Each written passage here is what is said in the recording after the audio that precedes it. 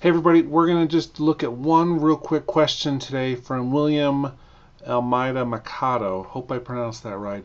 This is based off of the 80 star video I did where we talked about recording MIDI instruments based on their MIDI channel and then actually splitting them out to their own individual tracks. Well, what we're going to look at right now is another step with that, and the question really is, how do you control which tracks are record enabled if every time you click on one of the track headers it record enables it? So this is a huge thing that a lot of people over the years have talked about. So for instance, I've got these 8 instruments here. I click on one, you'll see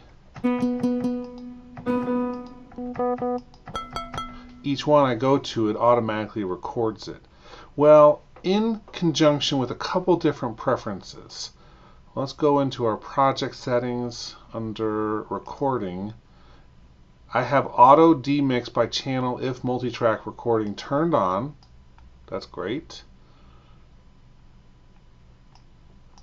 And I have each of these tracks now selected to a different MIDI channel.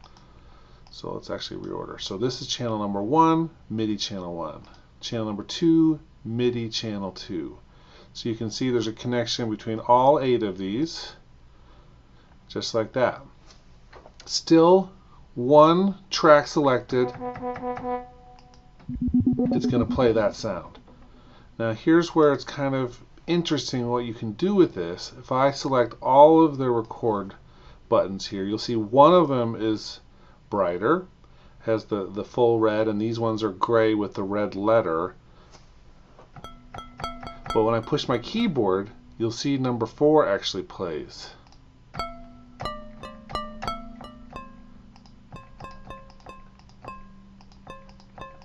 No matter what other track I have selected. Now that's because channel 4, let's go in here to our MPK Mini software. It is selected, the keyboard itself is selected to channel 4. So this is probably one of the easiest ways to do this. So if you have one instrument you want to have on all the time, learn how your keyboard selects its MIDI output. Now many keyboards will have little displays on them. You can easily recall different settings. That's maybe the easiest way to use this. In this case with the MPK Mini, it doesn't have that on the actual keyboard, but I can use the software. Let's call it number 2. Play the keyboard.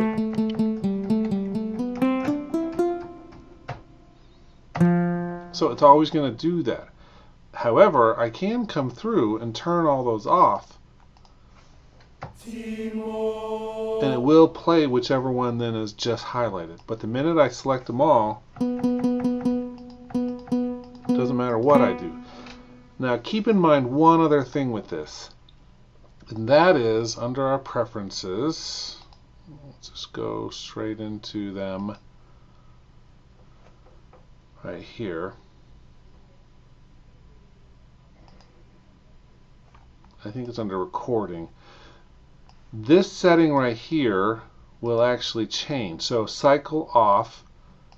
If we merge or do anything else, this next piece I'm going to explain will be changed. I have it set to overlap for a very specific reason.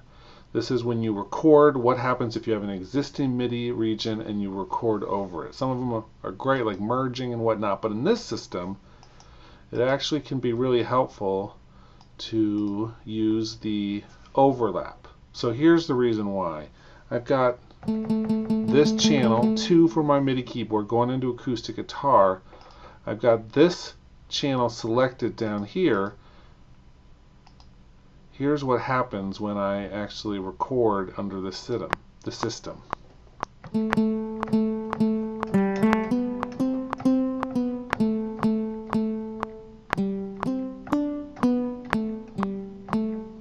going to push stop because that demix or that setting in the project is set to pull the MIDI recordings onto the track which matches the MIDI channel.